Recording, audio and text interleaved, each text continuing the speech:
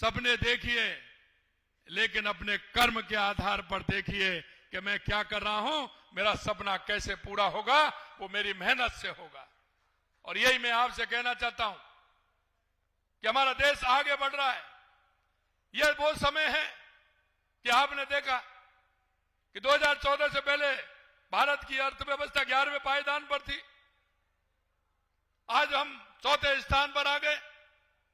जल्दी से हमारी अर्थव्यवस्था जिस तरह से आगे बढ़ रही है, हम 3रे स्थान पर आने वाले हैं।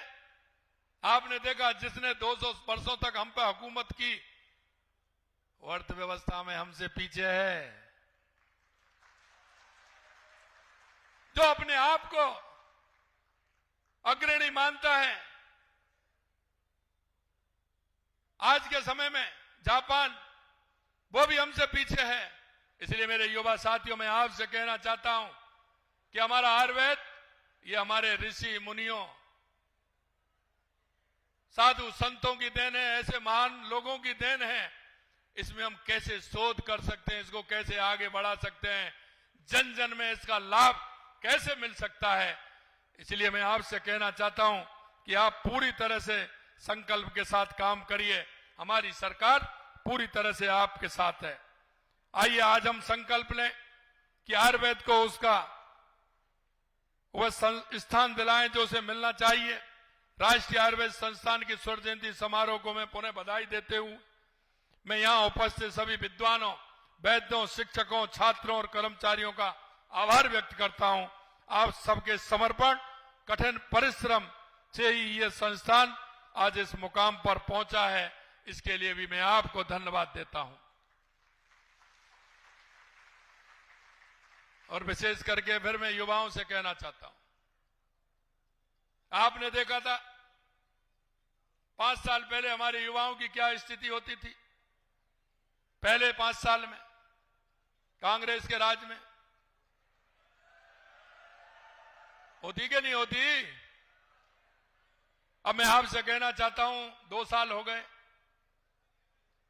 एक भी पेपर लीक हुआ क्या? अब बताए, एक भी पेपर लीक हुआ क्या? और मैं ये भी कहना चाहता हूं, अब तक 1 लाख नियुक्ति पत्र दे दिए, 1,53,000 प्रक्रियाधीन है। और अभी 12 जनवरी को देखा होगा, स्वामी विवेकानंद जी की जयंती पर 1 लाख वैकेंसी निकाली है।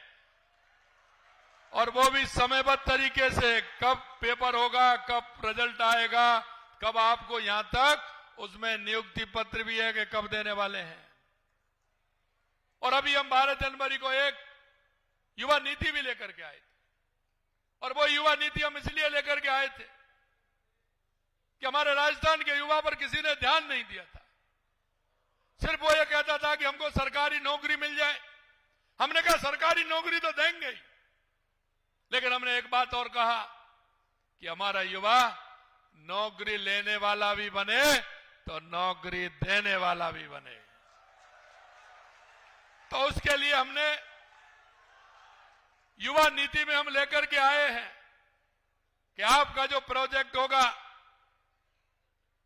क्योंकि हमें पता है, हम जानते हैं, जब पैसे की बात आती है तो परिवार में भी चर्चा करते हैं, तो वही भी ऊपर नीचे देखने लग जाते हैं, पता नहीं इसका, पता नहीं देगा नहीं देगा, क्या होगा क्या नहीं होगा। रिश्तेदार भी मुंह मोड़ लेते हैं, वैसे अच्छे काम के लिए बोलेंगे, लेकिन जब पैसे की बात करोगे तो वो भी कर लेंगे। हमने हमारे राजस्थान के युवा साथियों से कहा है कि आप चिंता मत करिए, आपको पैसा भी मिलेगा और पैसा भी गारंटी देने वाला मिलेगा। आपका ये भाई, आपका ये चाचा, आपका ये काका हर बैंक में गारंटी देने के लिए तैयार है। और यही तैयार नहीं है, इतना भी है कि आप आपका प्रोजेक्ट लगाएंगे तो आपकी ब्याज भी माफ करेंगे, ब्याज भी माफ करेंगे। इसलिए मेरे युवा साथियों, आप जो काम कर सकते हो, क्योंकि मुझे पता है कि राजस्थान के युवा के अंदर जो टैलेंट है, राजस्थान का युवा जिस तरह से मेहनत करना जानता है, मैं आप सभी को भरोसा दिलाता हूं कि हमारी सरकार पूरी तरह से युवाओं के भविष्य के लिए, उनका उज्जवल भविष्य बनाने के लिए पूरी तरह से तैयार है। आपको किसी तरह की चिंता नहीं करनी है।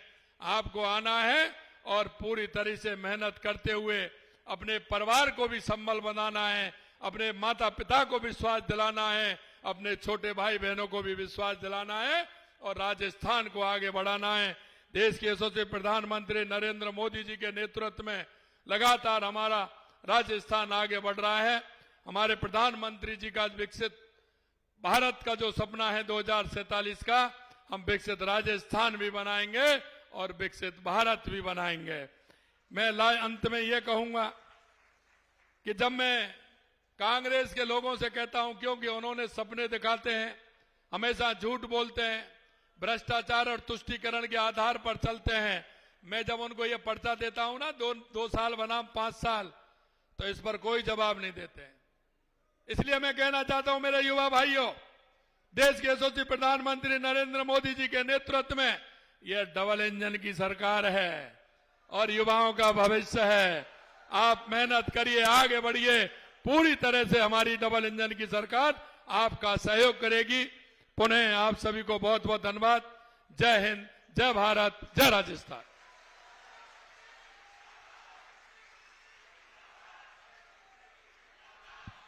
बहुत बहुत धन्यवाद माननीय मुख्यमंत्री महोदय।